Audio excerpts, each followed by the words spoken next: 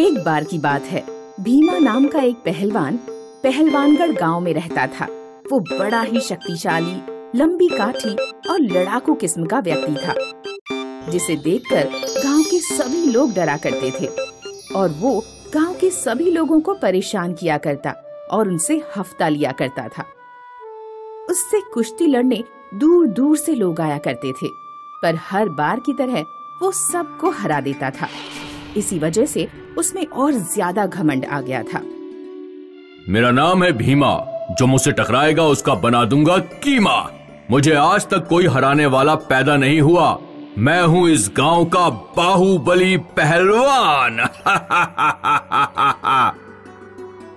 भीमा के साथ उसका नौकर कल्लू रहता था, जो उसकी सेवा किया करता था। एक दिन वह भीमा के पास आता है और उससे कहता है, भीमा भाई, भीमा भाई, भीमा भाई, भीमा भाई। क्या हुआ कल्लू, इतना क्यों चिल्ला रहा है? बोले तो भाई गजब हो गया, लगता है गांव में आपका खौफ खत्म हो गया। इस बार भी उस केशव ने हफ्ता नहीं दिया। उसका कुछ करो भाई, कहीं उसकी वजह से गांव में आपका खौफ खत्म ना हो जाए। क्या इस बार भी केशव ने हफ्ता नहीं दिया? उसे कल ही बताता हूँ कि भीमा क्या चीज है। केशव बड़ा ही सीधा व्यक्ति था। वह लकड़ी काटने का काम किया करता था। उसके घर में वो और उसकी माँ रहती थी। उसके पिता का कई सालों पहले देहांत हो गया था। वह बहुत बड़े पहलवान थे। केशव की छोटी हाइट के कारण वह अपने पिता की तरह पहलवान नहीं बन पाया। इसी कारण लोग भी उसका बहुत मजाक बनाया करते थे। एक दिन केशव अपनी दुकान से लौट रहा था, तभी उसके सामने भीमा आ जाता है। हाँ भाई टिंकू पहलवान, तूने इस बार भी हफ्ता नहीं दिया। लगता है तुझे मेरे से डर नहीं लगता। मैं अपनी मेहनत की कमाई तुझे क्यों दूं? सारे गांव वाले तुझसे डरते होंगे, पर मैं नहीं डरता। चल हट मेरे रास्ते से। तेरी जुबान बहुत ज्यादा चलने लग गई है। रुक, अभी तेरी गर्मी उतारता हूँ। भीमा केशव को अपने एक हाथ से उठा देता है और उसे उछालकर नीचे फेंक देता है। केशव के हाथों पैरों में चोट भी लग जाती है। वहाँ पर गांव वालों की भीड़ लग जाती है। भीमा और कल्लू उसको देखकर जोर जोर से हंसने लगते हैं।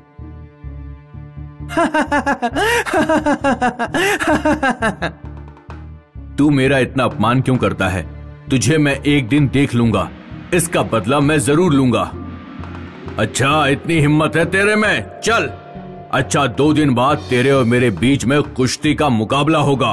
अगर मैं जीता तो तुझे इस गांव से गधे पर बैठकर बाहर चले जाना होगा, और अगर तू जीता तो मैं गधे पर बैठकर इस गांव से बाहर चला जाऊंगा। बता, मंजूर है? केशव सोच में पड़ जाता है, लेकिन अपने इतने अपमान के बाद वह गुस्से में आकर उसे कुश्ती के लिए हाँ कर देता है।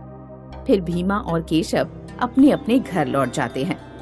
केशव के घर पहुंचते ही उसकी माँ उससे पूछती है, अरे बेटा, ये तेरे हाथों पैरों पर चोट कैसे लगी? केशव अपनी माँ को सारी बातें बता देता है। केशव की बातें सुनने के बाद उसकी माँ उससे कहती है, बेटा, ये तूने क्या कर दिया? तू इतने हट्टे कट्टे पहलवान को कैसे हरा पाएगा, और वो भी 2 दिन बाद? केशव को भी अब लगने लगा था कि उसने कुश्ती के लिए हाँ करके गलती कर दी है। केशव जब रात को सो रहा था, उसे सपना आता है।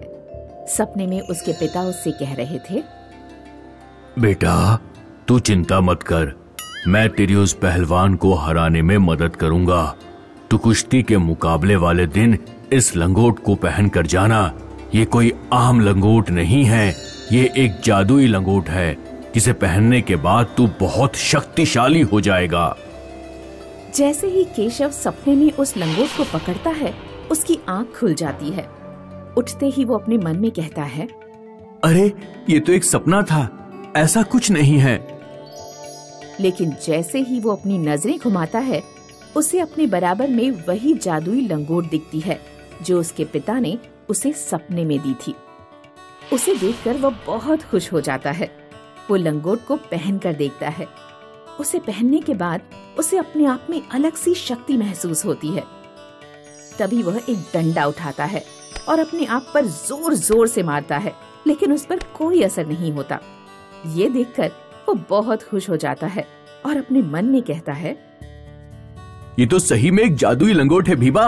अब तू मेरे हाथों से नहीं बचेगा, अब तेरा ही बनेगा कीमा। अगले दिन सुबह भीमा और केशव कुश्ती के मुकाबले के लिए मैदान पहुंच जाते हैं। तभी कल्लू जोर जोर से बोलता है, जली को आग कहते हैं, बुझी को राख कहते हैं, जिसे कोई कुश्ती में ना हरा सके उसे भीमा पहलवान कहते हैं।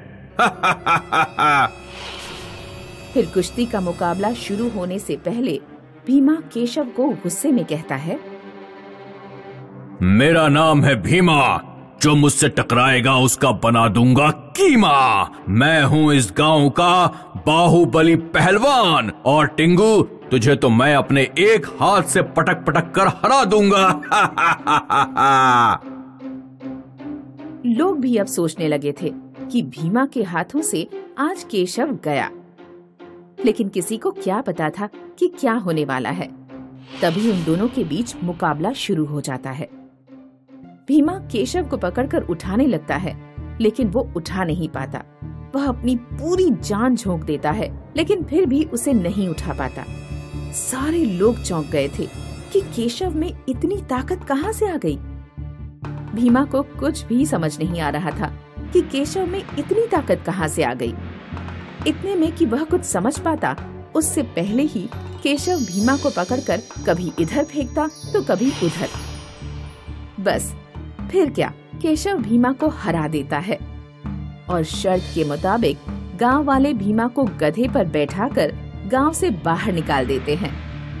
फिर सारे गांव वाले मिलकर केशव को अपने कंधे पर बैठाकर उसकी प्रशंसा करने लगते हैं। इस तरह केशव गांव वालों को भीमा के अत्याचारों से बचा लेता है।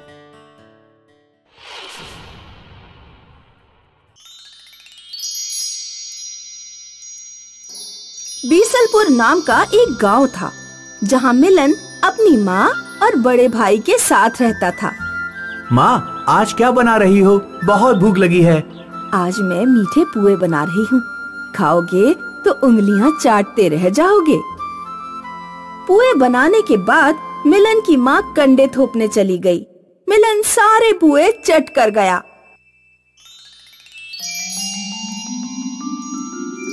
मिलन का बड़ा भाई आशीष खेत से घर लौटा तो उसने खाने की टोकरी खोल कर देखी। उसमें सिर्फ आधा पुआ पड़ा हुआ था। मिलन, क्या माँ ने आज पुए बनाए थे? हाँ, बनाए थे, लेकिन मुझे बहुत भूख लगी थी, इसलिए मैं सारे पुए खा गया। आशीष गुस्से में घर से चला गया और रात होने तक घर नहीं लौटा। रात में माँ आशीष को मनाने गई। आशीष, रात में यहाँ क्यों बैठे हो? मैं तुम्हारे लिए अगले सप्ताह दोबारा पुए बना दूंगी। नाराज मत हो, घर चलो। मुझे नहीं खाने पुए हुए। आप सिर्फ मिलन को प्यार करती हो, उसे ही सब कुछ खिला दिया करो। आशीष इस तरह अक्सर अपनी माँ और छोटे भाई से नाराज हो जाया करता था। कुछ वर्षों बाद मिलन और आशीष की माँ नहीं रही और आशीष ने शादी कर ली। मिलन की भाभी यानी आशीष की पत्नी का स्वभाव बहुत बुरा था। वो साबुन से लेकर खाने की चीजों तक सब कुछ छुपा कर रखा करती थी, ताकि मिलन किसी चीज का इस्तेमाल न कर पाए। भाभी, मेरे सिर में जू पड़ गए हैं, थोड़ा शैम्पू दे दो। नहीं मिलेगा शैम्पू। तुम्हारे भैया इतनी मेहनत से कमाते हैं और तुम यहाँ निकम्मे बने राजाओं की तरह जीवन जीते हो। पढ़ाई लिखाई छोड़ो और खेत पर जाकर काम किया करो। मिलन की भाभी सोचती थी कि अगर किसी तरह मिलन को घर से निकाल दिया जाए तो आगे जाकर जमीन का बंटवारा नहीं होगा और सारी जमीन उसके पति की हो जाएगी। एक सुबह मिलन की भाभी ने मिलन से कहा, मिलन, अभी तुम्हारे स्कूल की छुट्टियां चल रही हैं। मेरा एक काम कर दो, रक्षाबंधन आने वाला है, मेरे भाई के गांव में राखियां पहुंचा दो। मिलन खुशी खुशी राखियां पहुंचाने के लिए तैयार हो गया। भोले भाले मिलन को पता ही नहीं था कि रास्ते में गंगा नदी पड़ती है और बारिश के मौसम में नदी में बाढ़ आना आम बात है। मिलन ने एक नाव किराए पर ली और नदी पार करने लगा। आकाश में काले बादल पहले ही छाए हुए थे। अचानक घनघोर वर्षा शुरू हो गई और नदी में बाढ़ आ गई। नाव पलट गई। फिर मिलन को होश ही नहीं रहा कि नदी की लहरों ने उसे कहां-कहां पटका। जब मिलन की आंख खुली तो उसने खुद को नदी किनारे लेटा हुआ पाया। नदी के दोनों ओर घना जंगल था। मिलन को कुछ समझ नहीं आया कि वो कहाँ जाए। वो वहीं बैठकर रोने लगा। जब रात हुई तो मिलन ने आग जला ली, लेकिन खाने के लिए उसके पास कुछ नहीं था। बाढ़ में कहीं से एक पटा और बेलन बहकर आ गए थे। मिलन पटा बेलन लेकर आग के पास बैठ गया और पटे पर बेलन मार मार कर अपनी माँ की याद में एक गीत गाने लगा। प्यारी माँ, तुम कहाँ हो? तुम बहुत अच्छी थी, पुए बनाकर खिलाया करती थी। जैसे ही मिलन ने पुओं का नाम लिया, आकाश से पुओं की वर्षा होने लगी। मिलन को कुछ नहीं समझ आया। शायद माँ ने मेरी प्रार्थना सुन ली। मिलन ने जी भर कर पुए खाए। अब जब भी उसे भूख लगती तो वो पटा बेलन बजाकर गाना गाता और किसी न किसी खाने वाली चीज की वर्षा हो जाती। कुछ महीनों बाद नदी से एक मछुआरा गुजरा। मिलन ने मछुआरे से अपने गांव का रास्ता पूछा। सुनिए अंकल, क्या आप बीसलपुर का रास्ता जानते हैं? हाँ जानता हूँ, लेकिन मैं बीसलपुर तक नहीं जा रहा हूँ। मैं अपने गांव तक तुम्हें ले चलूंगा। वहाँ से फिर तुम मेरे एक दोस्त की नाव पर बैठकर अपने गांव चले जाना। मिलन मछुआरे के साथ उसके गांव तक गया और कुछ दिन मछुआरे के घर पर ही रुका। मछुआरा बहुत गरीब था। उसकी एक बेटी थी। उसके घर खाने के लाले पड़े हुए थे। मिलन ने जादुई पटा बेलन से मछुआरे के घर पकवानों की बरसात कराई।